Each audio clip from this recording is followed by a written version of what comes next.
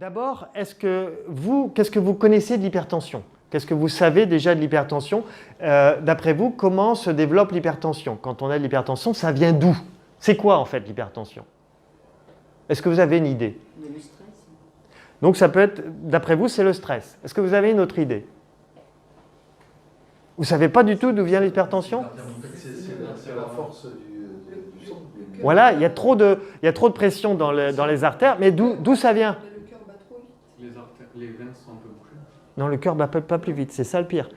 Mais pourquoi on a de la tension? Vous avez une idée? Les artères sont bouchées. Ça peut être l'athérosclérose. Donc là, il y a une piste. Donc les artères, la lumière des artères qui est plus petite, et donc là, pour que le sang passe, ça pousse plus. Ça peut être une cause. L'alimentation, ça peut être... Ouais, mais alors ça dérègle quoi? Vous avez une idée? Bon, ben c'est bien, je vais pouvoir vous apprendre des choses. Vous ne savez pas tout, c'est bien. Voilà. Donc, je vais vous expliquer d'où vient l'hypertension. Qu'est-ce qui se passe dans le corps quand on a l'hypertension? Et je vais essayer de vous expliquer pourquoi le jeûne est super efficace. Et pour moi, là, il y a un créneau super intéressant. Parce qu'en fait, vous allez voir que la médecine allopathique ne soigne pas l'hypertension. Elle fait baisser la tension, mais ne soigne pas l'hypertension. Et il n'y a rien en médecine naturelle qui soigne l'hypertension. Mais le jeûne soigne l'hypertension. Vous allez voir que ça soigne. Ce n'est pas que ça fait semblant, ça soigne. Les gens viennent en jeûne et vous allez voir des témoignages et vous retrouvez sur mon site. Ben toi, ça a soigné l'hypertension d'ailleurs. Je suis passé de 19 à 13. Voilà. Donc, ça soigne l'hypertension. Ce n'est pas que ça fait baisser la tension, c'est que ça soigne. Hein. Alors, voilà. Puis après, je vais vous expliquer, pour les personnes hypertendues, comment procéder au jeûne et comment aussi procéder en termes d'alimentation pour ne pas reprendre le médicament. Hein. Ce que je vous partage, c'est vraiment mes 7 ans d'expérience. 7 ans d'expérience à travers des observations. Il n'y a pas tellement de littérature. Ce n'est pas des choses que j'ai été apprendre ailleurs. C'est vraiment ce que j'ai appris sur le terrain. Hein, ce que j'ai appris sur le terrain au niveau de l'hypertension. Bien sûr, il y a la littérature pour comprendre d'où ça vient, mais comment en sortir, c'est vraiment sur le terrain. J'ai vu comment ça se passait. Et depuis, j'ai vu ce que font les Russes. Donc, ils ont adapté un peu différemment, mais ça revient au même. Alors, voilà. Pourquoi on développe l'hypertension? Donc, aujourd'hui, je vais me contenter juste sur ce qu'on appelle la tension dite essentielle. Hein, la tension dite essentielle, qu'il s'agit des 90% d'hypertension. Hein, il y a des fois des hypertensions qui sont liées à des tumeurs, des choses comme ça. On ne va pas regarder ça. Nous, c'est l'hypertension générale dite essentielle. Alors, qu'est-ce qu'on voit? En fait, l'hypertension, c'est quoi? C'est un déséquilibre hormonal. C'est un déséquilibre hormonal. Déséquilibre hormonal.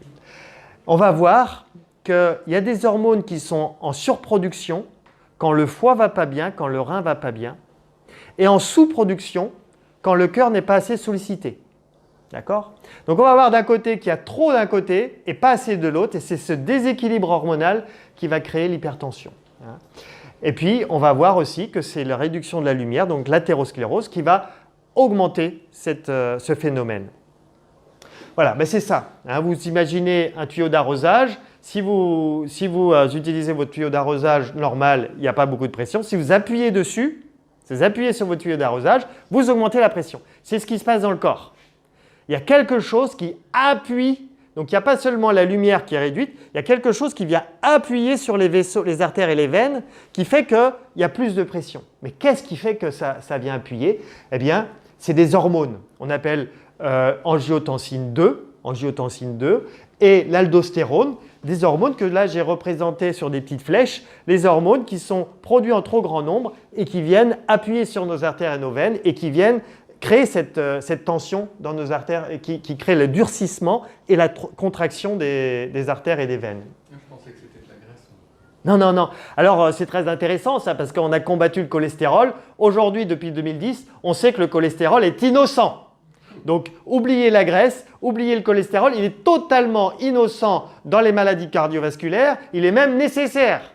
Et on s'aperçoit que les statines qu'on a prescrits à outrance pour les maladies cardiovasculaires, elles vont encourager les maladies cardiovasculaires plutôt que les préserver. Hein, donc, Les statines, c'est ce qui fait baisser le cholestérol. Donc si vous en prenez encore, arrêtez, ça ne sert à rien. Au contraire, ça crée plus de problèmes, ça crée la maladie d'Alzheimer, ça crée plus de problèmes que de bien. Hein, ça, c'est été prouvé maintenant. Hein. Donc si ça vous intéresse, il y a un livre qui est très bien écrit par le docteur Michel donc c'est un médecin, chercheur au CNRS, qui explique que le cholestérol est innocent. Et il y a un film qui a été sorti par Arte qui s'appelle Cholestérol, le grand bluff. Hein, donc là, voilà. Et encore, je sais qu'on prescrit encore à outrance des statines, alors que tout ça, c'est prouvé maintenant, c'est prouvé. Hein, voilà.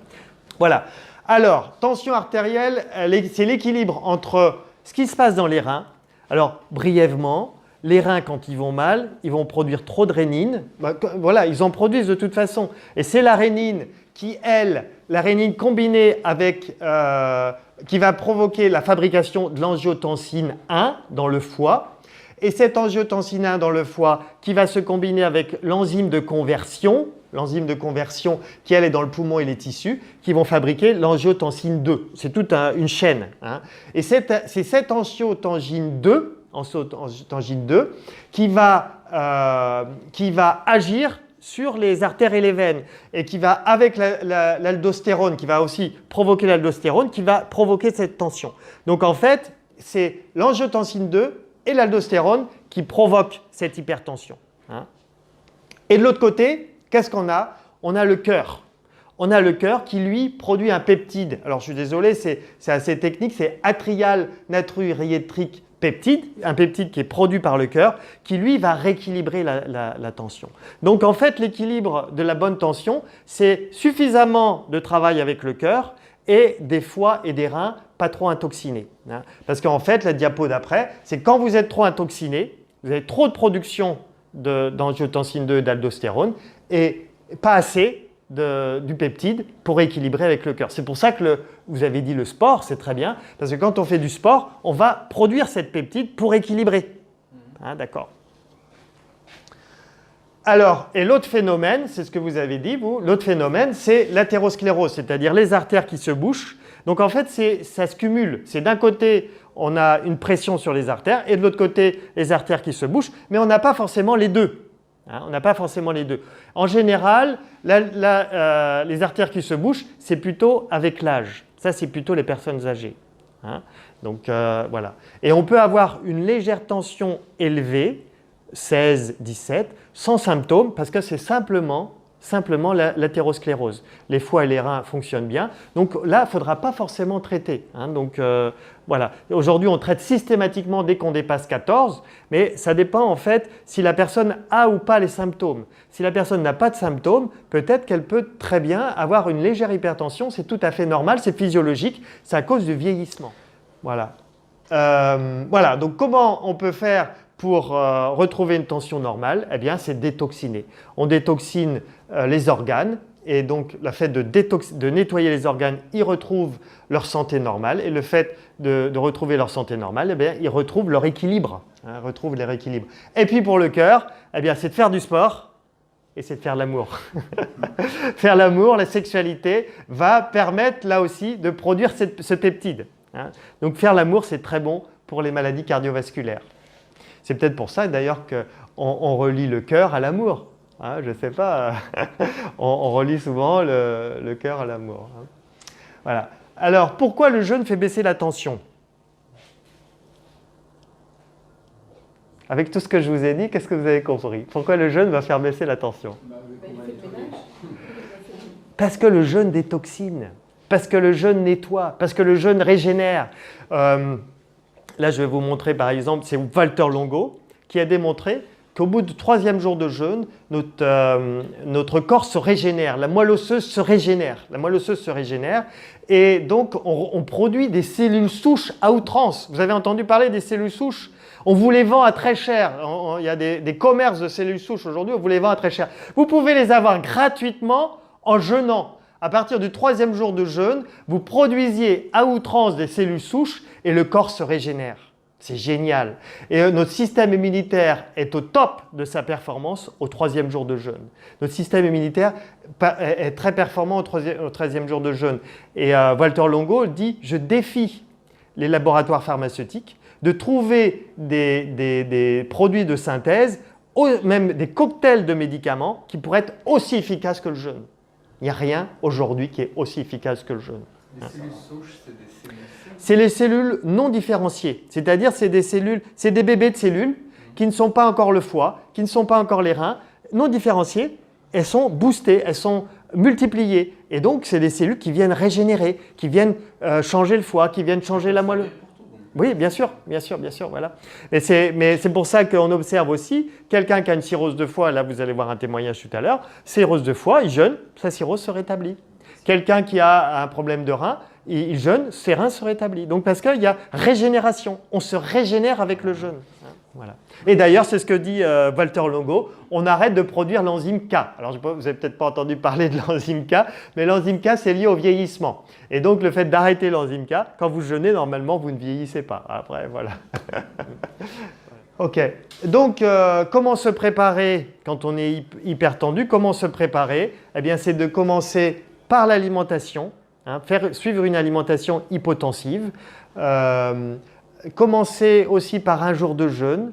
Un jour de jeûne, alors si on a beaucoup de surpoids, ça peut être un jour sur deux. C'est excellent si vous faites un jour de jeûne, un jour sur deux. C'est une chercheuse française, Sandrine Turet, qui elle a démontré que si on jeûnait un jour sur deux, ceux qui jeûnent un jour sur deux, je l'ai fait sur 2 semaines, si on arrive à jeûner un jour sur deux sur 3 mois, eh bien on augmente de 30% sa mémoire. Parce qu'apparemment, on fabrique des neurones. Le jeûne, un jour sur deux, maintenu sur 3 mois, on fabrique des neurones. On redéclenche la neurogénèse. Donc ce n'est pas vrai qu'on a un taux de neurones qui diminue avec l'âge. On est capable de refabriquer des neurones et le jeûne le permet. Et d'ailleurs la myrtille aussi, elle conseille le jeûne et la myrtille. Voilà, donc ce qu'on peut faire, alors durant le jeûne, qu'est-ce qu'on fait? On va surveiller la tension tous les jours et on va observer qu'au 3e, 5e jour de jeûne, ça va dépendre des gens, pouf, la tension baisse. Donc même s'ils sont sous hypotenseur, ils sont peut-être à 13, à 12 sous hypotenseur ou à 14 sous hypotenseur. Et là on observe, poum, ça descend à 11, à 10, ben là on retire l'hypotenseur. On retire. Alors, et on continue de surveiller la tension tous les jours. Quelqu'un qui a une tension normale, elle va baisser aussi? Oui, quelqu'un qui a une tension normale de 12, ça va baisser à 11, à 10. Voilà, donc c'est normal. Et donc là, on voit que ça baisse. Et puis, on enlève l'hypotenseur, on surveille si ça reste bas. Et en général, ça reste bas. Et si jamais ça remonte, on remet l'hypotenseur et on reteste un peu plus tard. Donc, ce n'est pas plus difficile que ça. Et puis ensuite, c'est bien de jeûner minimum une semaine. Les Russes, eux, ils parlent de 15 jours pour l'hypertension, mais c'est minimum une semaine. Et ce qui va compter après, c'est le repas, c'est l'hygiène de vie hypotensive pour maintenir l'hypertension. Tout à l'heure, je vais vous montrer le témoignage de Roselyne, qui, elle, a été sous hypotenseur pendant 32 ans. 32 ans sous hypotenseur. Elle a fait le jeûne, elle est sortie de l'hypertension, et après, elle a surveillé sa tension tous les matins. Et des fois, sa tension remontait. Eh bien, elle rejeûnait. Elle m'appelait ou m'envoyait un email, je dis « rejeûne ». Elle rejeûnait, sa tension redevient normale. Donc, elle n'a pas repris, ça fait 1 an maintenant, elle n'a pas repris d'hypertension, mais elle surveille d'hypotenseur, mais elle surveille sa tension tous les matins, et si ça remonte, elle jeûne. Donc, voilà, et ça se régule très bien comme ça. Donc, dans 80% des cas, ça s'en va au bout d'une semaine. Et il y a des fois, il faut 2 semaines de jeûne pour les cas récalcitrants. Mais vraiment, moi, dans mes jeûnes, même peut-être plus que 80% des cas, les gens, au bout d'une semaine, ils retrouvent une tension normale. Voilà. Alors après, eh bien, il faut suivre l'hygiène de vie qu'on a vue tout à l'heure, une alimentation hypotensive. Et si on voit que la tension remonte, eh bien, il faut absolument reprendre le jeûne. Si on ne peut pas refaire un jeûne, il faut reprendre les hypotenseurs. Donc c'est soit on rejeûne, soit on reprend les hypotenseurs. Voilà. Si la tension remonte au-delà de 16, il faut soit faire un jeûne, soit reprendre les hypotenseurs. Et c'est bien de reprogrammer un jeûne 6 mois plus tard. C'est-à-dire, voilà, on surveille sa tension et on reprogramme un jeûne 6 mois plus tard. Pour ancrer. Voilà, prévention. Voilà. Alors, voilà, la page est blanche. Tu veux la remplir, Alain? Comment on fait pour augmenter une tension? en termes d'hygiène de vie et comment on fait pour baisser une tension en termes d'hygiène de vie. À vous la parole. Vous êtes naturopathe maintenant et c'est vous qui donnez le conseil. Alcool, Augmenter la tension, l'alcool, ouais. cigarette, Cigarette, ouais. La viande, je crois, non? Ah, oui, un peu, ouais. Mhm. Hein? La viande rouge. Ouais, un peu, ouais. Mhm. sucrerie, ne pas bouger. Alors, sucrerie, en fait, je dirais, c'est l'excès. Excès alimentaire. Hein, l'excès de sucre, ça peut donner ça. Comment? Ne pas bouger, ne pas faire de... Ça, c'est ce qui va faire baisser la tension. Oui, c'est la sédentarité. Sédentarité va faire augmenter la tension. Ouais. Vous en avez d'autres? Le stress. Ouais. Alors, le stress, c'est indirect. Hein, beaucoup de gens parlent du stress, c'est indirect. Parce que quand on stresse, on cherche à combler d'une façon ou d'une autre. Donc, on stresse, il y en a qui fument, il y en a qui boivent, il y en a qui vont manger trop. Hein, c'est là. La tension, la blouse blanche, l'histoire de la tension de la blouse blanche, oui, peut-être, un petit peu, mais vraiment, c'est dans l'hygiène de vie. Hein, c'est dans l'hygiène de vie. Le café, exactement. Le café va augmenter la tension. Le sel, voilà, le sel va augmenter la tension. OK? Et qu'est-ce qui va la baisser? Le sport. Le jeûne. Le jeûne. Ah voilà, faut pas l'oublier, le jeûne. La méditation, La méditation, oui, tout à fait. Je n'ai pas mis dans mon tableau celle-là. Une hygiène de vie correcte. C'est quoi une hygiène de vie correcte? éviter de manger par exemple les produits industriels. Oui, le bio. Manger frugalement, ouais. Manger frugalement, ouais. Trop de sel, Ok. Voilà. Bon, je vais vous dire. Voilà. Donc, qu'est-ce qui augmente la tension? Le sel, le tabac, l'alcool, la sédentarité, on l'a dit, le café, on l'a dit, la gelée royale. Vous le saviez? Faites attention à la gelée royale. La gelée royale rend les gens hyper tendus à vie. Tu le savais alors tout ça? Bien sûr. Ouais, Ah ouais, je croyais que tu connaissais la technique. Gelée royale, faites attention à la gelée royale. Gelée royale potentialise un cancer. C'est-à-dire, si vous avez un cancer, prenez la gelée royale, ça va l'aggraver. Donc, faites attention à la gelée royale. Ma grand-mère qui avait une leucémie prenait la gelée royale, si j'avais su. La réglisse. Hein, si vous prenez une tisane à la réglisse, ça va augmenter votre tension. Le chardon-marie, les produits laitiers, parce qu'ils sont très riches en sel. Hein, souvent, le produit laitier, il est riche en sel, donc surtout les fromages. Beaucoup les produits transformés, on en a parlé. Les produits transformés qui sont riches en sel. La charcuterie qui est riche en sel. Les médicaments, parce qu'ils vont agir sur les reins. Ils dérèglent les reins et les foies. Hein, donc, les produits de synthèse. La vitamine E. Hein, faites attention aux vitamines, surtout de synthèse. C'est quoi les vitamines? Alors, là, vous me posez une colle. Je le savais, j'ai oublié. Voilà. Mais surtout, ne pas apporter de vitamines de synthèse, déjà. Hein. Si vous apportez des vitamines, il faut que ce soit des aliments. Mais là, c'est tout un autre. La viande peut augmenter la tension, on l'a dit. La surcharge calorique, donc le sucre, trop manger va augmenter la tension. Le grignotage, ça va agir et augmenter la tension. L'alimentation indigeste, parce que ça va abîmer le foie et les reins. Tout ce qui est indigeste vous intoxine. Comme vous intoxinez, hop, vous déréglez le foie et les reins et vous augmentez votre tension. Le cassis, le pain, la sauge. Hein, c'est d'autres choses qui vont augmenter la tension. Qu'est-ce qui va faire baisser la tension? Le potassium. Donc les aliments riches en potassium, on va voir ça tout à l'heure. L'air pur de la nature, quand tu parlais de méditation, on y est, hein, l'air pur de la nature. Le jus de citron pressé le matin, parce qu'en plus c'est un anti-agrégant plaquettaire, ça fait baisser la tension. Le sport, la myrtille, les aliments naturels faits à la maison, l'ail. L'ail, c'est très efficace en ce moment, vous avez l'ail noir. L'ail noir que vous pouvez tartiner sur le matin, là c'est délicieux. Vous n'avez pas mauvaise bouche avec ça. Parce que non, c'est très bon, hein, non je rigole. Je rigole pas parce que ça n'a pas le goût d'ail. Ça a un goût, mais c'est sucré en plus. Vous n'avez pas goûté l'ail noir? C'est vraiment délicieux, c'est un délice. Hein, voilà. L'oignon, la pomme de terre, parce qu'elle est très riche en potassium. Les amandes, très riches en potassium. Tout ce qui est légumes. Légumes, ça va aider à faire baisser la tension. Tout ce qui est huile d'olive. D'où le régime méditerranéen. Vous savez que les gens qui sont dans le régime méditerranéen sont une curiosité pour tous les gens qui s'intéressent aux maladies cardiovasculaires parce que ces gens-là n'ont pas de maladie cardiovasculaire. Hein. Donc, parce qu'on retrouve de l'huile, parce qu'on retrouve l'huile de noix, l'huile de colza, c'est très riche. Les huiles sont bonnes pour la frugalité, manger de peu, hein. La diète, le jeûne et l'alimentation qui est digeste, les oméga 3. Et aussi, là, dans le régime méditerranéen, il y a beaucoup d'oméga 3. Les oméga 3, ça fluidifie le sang, ça assouplit les artères, donc c'est bon pour tout ce qui est peau, tissu. Donc les oméga 3, vous savez où on les trouve, hein, c'est les noix, les légumes verts, c'est les poissons bleus, voilà, à condition qu'ils soient crus, donc en marinade. Hein, si c'est en boîte crue, ça ne marche plus. Hein, mais voilà, donc les oméga 3. Voilà. Alors ensuite, qu'est-ce qu'on mange? Qu'est-ce qu'il faut manger pour avoir une alimentation hypotensive? En petit déjeuner, qu'est-ce que vous proposez comme petit déjeuner?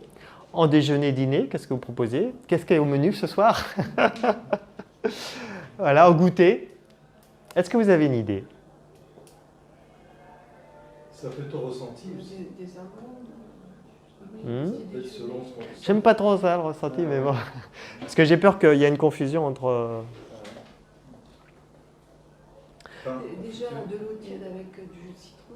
Voilà. Hein. Donc, l'eau tiède avec jus de citron, à condition de ne pas être frileux. Hein, parce que là, on va voir autre chose. C'est que si vous... En général, les gens hypertendus n'ont pas de frilosité. Mais faites attention, si vous êtes en bonne santé et que vous êtes légèrement frileux, ne prenez pas le citron le matin. Mais vous pouvez le prendre à 17h30 l'après-midi.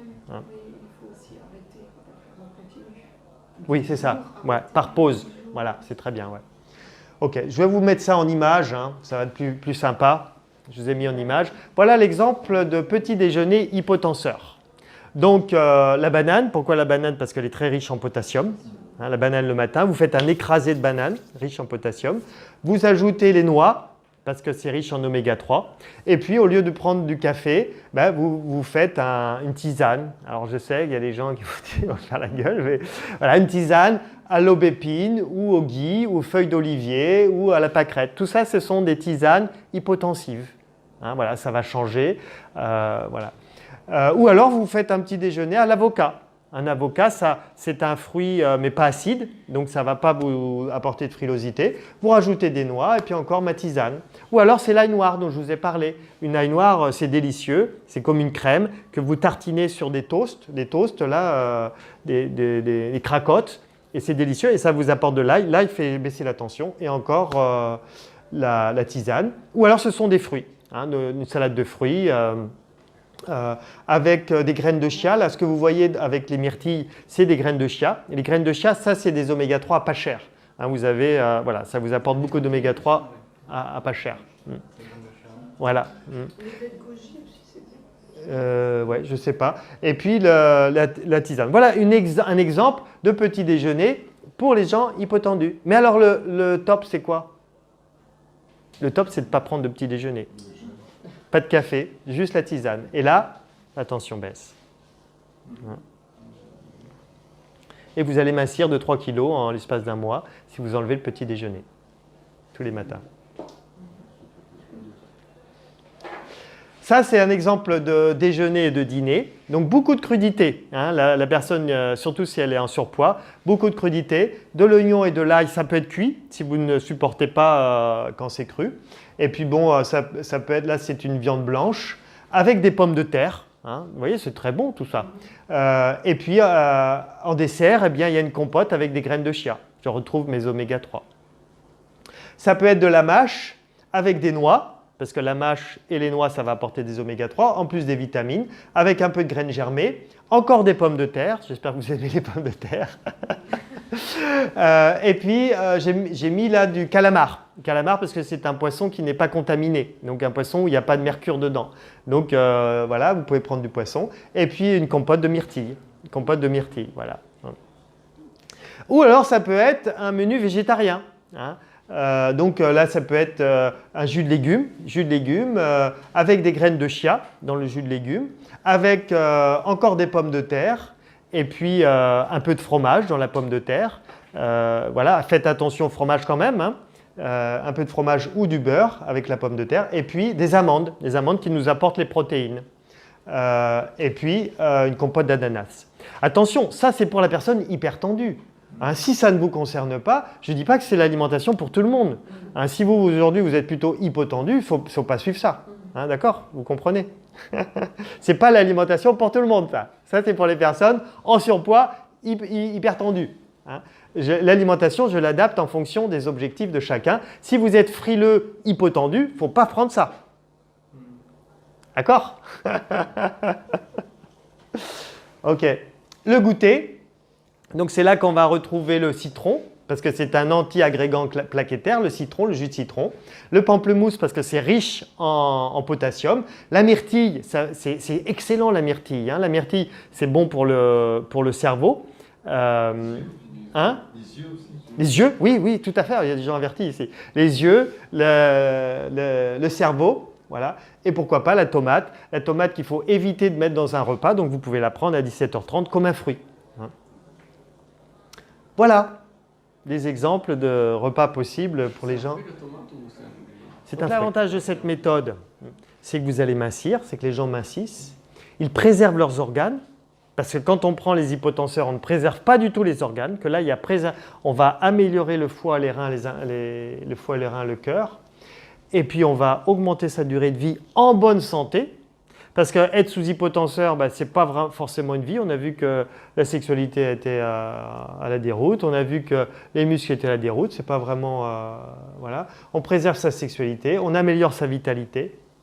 Et puis, on fait de la prévention pour d'autres problèmes de santé. C'est-à-dire, on fait de la prévention pour le diabète, on fait de la prévention pour le Parkinson, toutes ces maladies, en fait, qui sont liées à l'hypertension. C'est-à-dire, elles ne sont pas liées à l'hypertension, mais qui ont les mêmes causes que l'hypertension. Hein. Et ça, c'est le docteur qui a écrit ce livre, docteur Michel de Lorgeril, qui le dit. Souvent, les gens qui ont un problème d'hypertension, eh bien, en plus, il y a le diabète qui vient après. Et en plus, il y a le cancer qui vient après. Donc, parce qu'en fait, c'est les mêmes origines, c'est les mêmes causes. Et donc là, comme on soigne l'hypertension, eh bien, on va aussi soigner on va faire de la prévention pour toutes ces maladies. D'accord ?